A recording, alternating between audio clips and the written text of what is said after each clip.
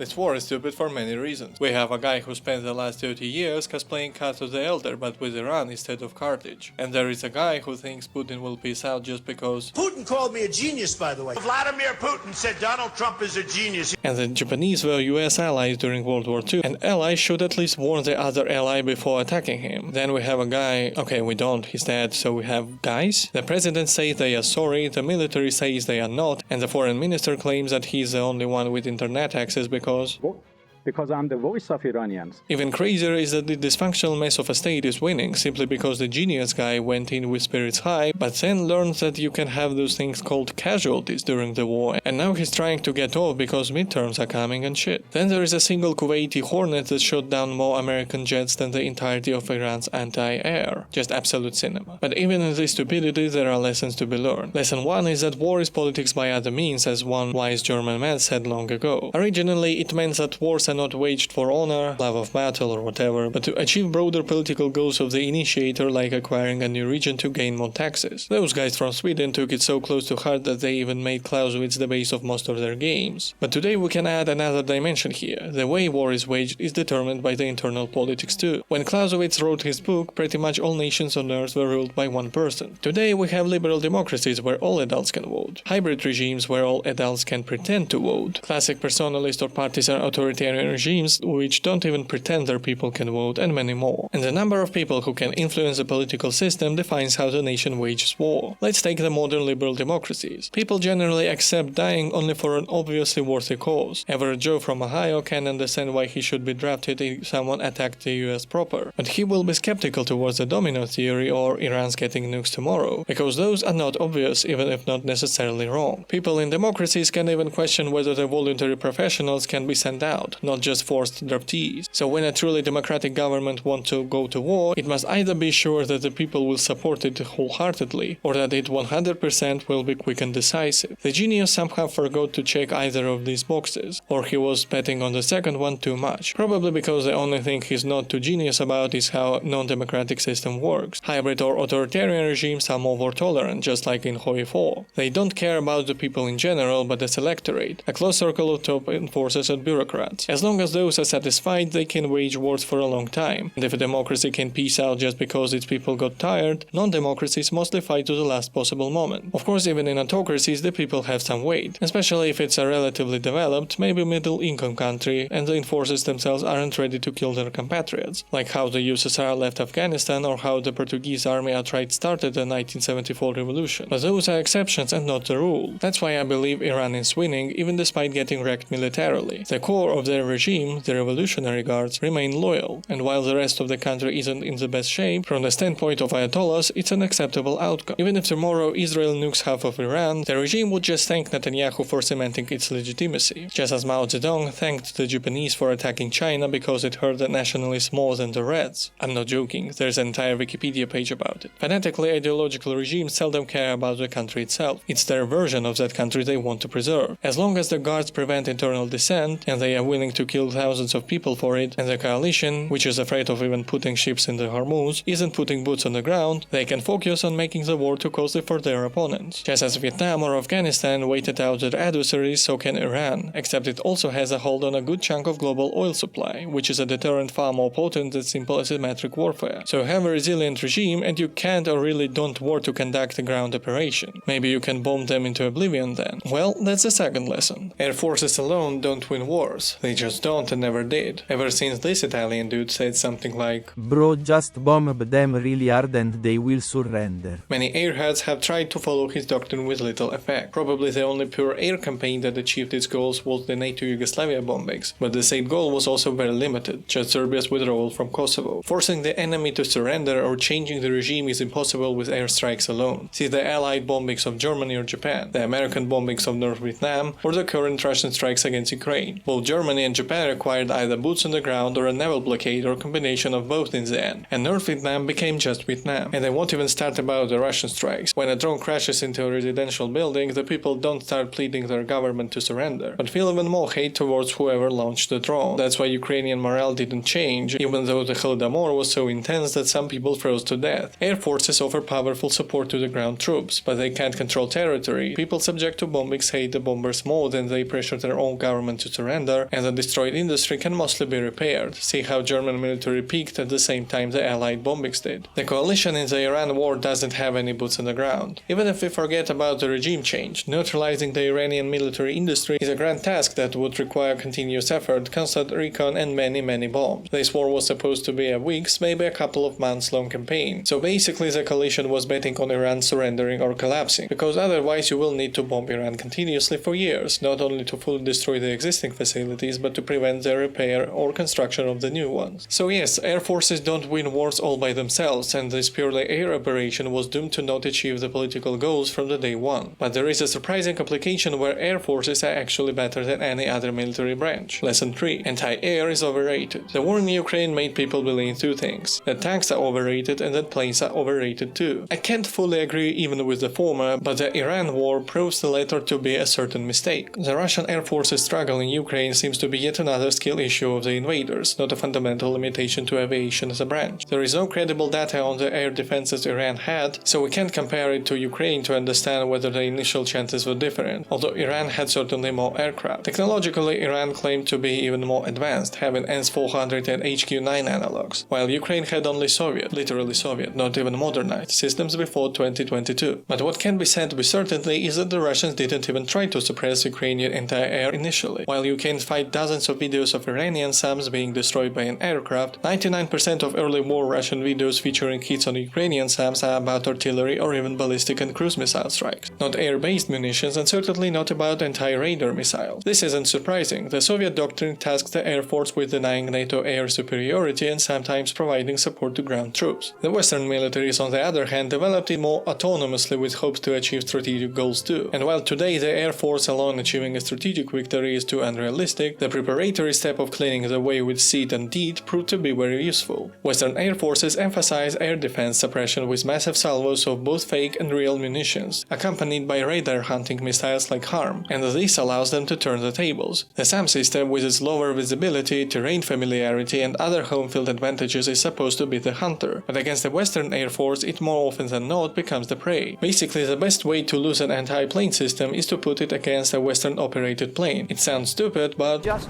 works. However, planes can be destroyed not only in the air. The majority of manned aircraft losses for the coalition came from drone strikes on airfields. The fear of Iranian drones also prevents the US from reopening the Strait of Hormuz, which is the biggest leverage for Iran. Drones.